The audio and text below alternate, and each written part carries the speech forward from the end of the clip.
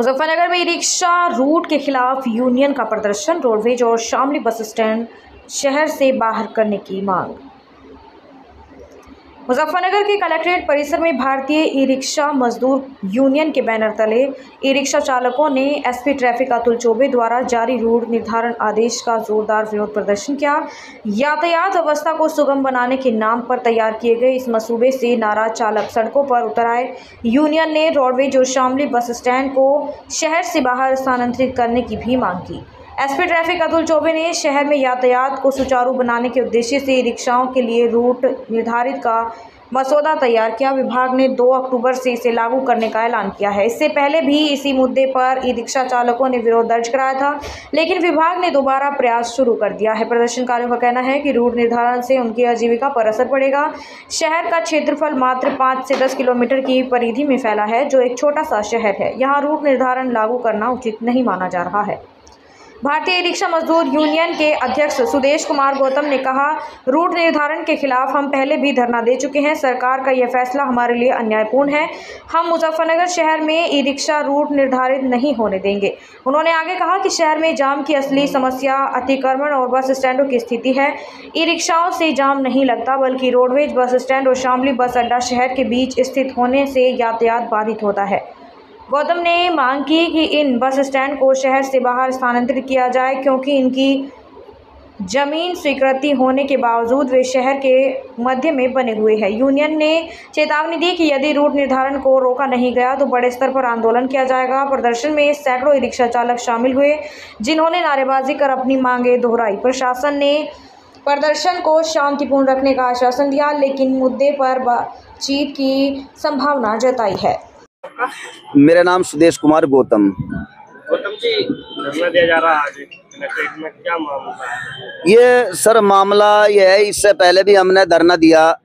आप सभी मेरे मित्र मीडिया वालों को पता है कि हमने जो पिछले भी बार धरना दिया, जो रूट हमारे जिला मुजफ्फरनगर में जो सरकार बना रही है यातायात जो पुलिस है, तो हम उससे नाराज है।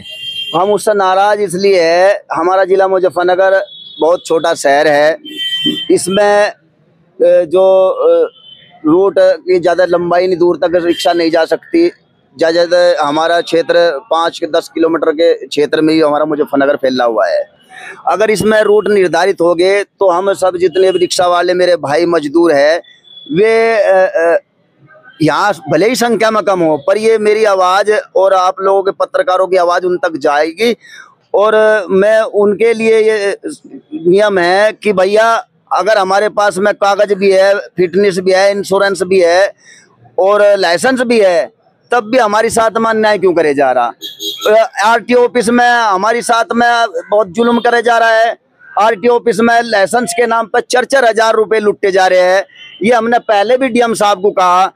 फिटनेस में भी हमसे लूट हो रही है और जी हमारे इंश्योरेंस में भी हमारे साथ लूट हो रही है। कभी आदेश आया एसपी ट्रैफिक का, उन्होंने कहा कि जो रिक्शा बिना फिटनेस के पाई गई तो उसे सीज कर दिया। हाँ, उसके लिए हम सहमत है। अगर सरकार जो निर्धारित कर रहे हैं, उनका कहना है कि शहर में जो है ये रिक्शाओं का जाम लगा रहता है। देखिए, इसकी वजह से यातायात व्यवस्था पूरी देखिए सर, हम आपको एक बात बताएंगे। एक बार इसमें मुजफ्फरनगर के अंदर ई रिक्शा ही नहीं है। शहर के अंदर आप देखते होंगे दुकानदार भी अपने सामान बाहर रखते हैं, बहुत दूर दूर तक मोटरसाइकिल वाले, कारें वाले, और रोडवेज स्टैंड जो हमारे मुजफ्फरनगर से अब तक भी बाहर नहीं गया, जबकि इसकी जमीन भी आवंटित कर सरकार ने कर दी गई है। क्या रोडवेज स्टैंड से हमारे जिले मुजफ्फरनगर में भीड़ नहीं है? क्या शामली अड्डा बस स्टैंड से हमारे जिला मुजफ्फरनगर में भीड़ नहीं है?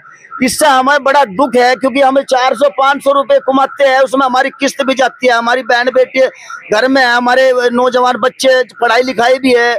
हम सुबह से शाम तक 200-400 रुपए कमाते हैं, उसमें भी हमारे से तकलीफ सरकार को हो रही है। तो हम ये क्या दिक्कत है, जब सरकार रोड बना रही तो कुछ रिक्शा शहर के बाहर चलेगी, कुछ शहर के अंदर, तो रिक्शा वालों की तो हमें सरकार से दिक्कत ये है कि आप यहाँ से बस स्टैंड बाहर निकाल ले रोडवेज।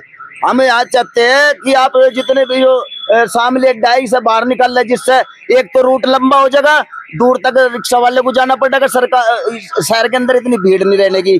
तो हम तो ये चाहते हैं कि सरकार इन पे जाती ना करे। अगर रोड बनेंगे तो काम जो रूट बन जाएंगे तो इनके पास में जो 200-400 रुपए है ना कमाते हैं, वे भी खत्म हो जाएंगे। बनने का मतलब तो हम तो यही चाहते हैं कि रूट बिल्कुल हम नहीं चाहेंगे एक रूट बने शहर के अंदर। हम सबसे पहले चाहेंगे रोडवेज अड्डा और शामली अड्डा शहर से बाहर निकाल ले जा।